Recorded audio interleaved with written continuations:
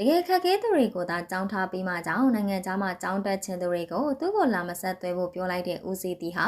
ပရိသတ်များအားလုံးပဲမင်္ဂလာပါရှင်။အကယ်ဒမီနန္ဒလိုင်းနဲ့ခင်မောမြတ်သူဦးစီးတီဟာတို့ဇနီးမောင်နှံကတော့သူတို့ပြုလုပ်နေတဲ့ပညာသင်စီထောက်ပံ့မှုအလိုတော်နဲ့ပတ်သက်ပြီးရည်ရွယ်ချက်နဲ့လွှဲချော်ကလာရောက်တောင်းဆိုနေကြသူတွေကြောင့်အခက်တွေ့နေရတဲ့အခြေအနေကိုအခုလိုပဲပြပြတသားအတိပေးပြောကြားလာခဲ့ပါတယ်။သူတို့ရဲ့ပညာသင်စီထောက်ပံ့ပေးခြင်းဟာစ조사အထောက်မှုရှိပြီးငွေကြေးအရာဆက်လက်ပညာသင်ယူဖို့အမှန်တကယ်အခက်အခဲရှိနေသူတွေကိုအနာဂတ်မှာနိုင်ငံအကျိုးပြုလုပ်ငန်းတွေဆောင်ရွက်စေနိုင်ဖို့ရည်ရွယ်ချက်နဲ့ကူညီပေးနေတာဖြစ်တယ်လို့ဆိုပါတယ်။ဒါပေမဲ့လက်ရှိမှာတော့နိုင်ငံခြားမှာစေကြောင်းတက်ချင်တဲ့သူတွေက Messenger ကနေတဆင့်ဆက်သွယ်တောင်းဆိုလာကြတာအတော်လေးများပြားလာတဲ့အပြင်အချို့ဆိုရင်ကိုယ်ပိုင်ကားတွေနဲ့အိမ်အထိလိုက်လာပြီးနိုင်ငံခြားကြောင်းစီအတွက်အကူအညီတောင်းတာမျိုးတွေအထိရှိနေတယ်လို့သိရပါတယ်။ဒီလိုလုပ်ရက်တွေဟာတကယ်အောက်ခြေကနေခက်ခဲနေတဲ့ကလေးငယ်တွေရဲ့အခွင့်အရေးကိုထိခိုက်စေနိုင်တာကြောင့်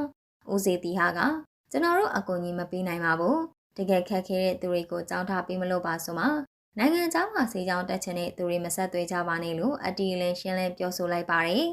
ဒါကြောင့်အမှန်တကယ်နွမ်းပါပြီးစူးစမ်းနေတဲ့ကလေးငယ်တွေသာအကျိုးခံစားခွင့်ရရှိစေဖို့အတွက်အခြေအနေရှိပြီးသားသူတွေအနေနဲ့လာရောက်အခွင့်အရေးယူတောင်းခံတာမျိုးတွေမပြုလုပ်ကြဖို့ပြပြတတအတိပေးနှိုးဆော်ထားတာပဲဖြစ်ပါတယ်အခုကြည့်ရှုနေကြတဲ့ပရိသတ်ကြီးတို့ရောပြပြတတပြောဆိုတတ်တဲ့ဦးစိတ်တီဟာအပေါ်ဘယ်လိုမျိုးမြင်မိကြလဲဆိုတော့ကောင်းမမှာပြပြပေးခဲ့ကြပါအောင်ရှင်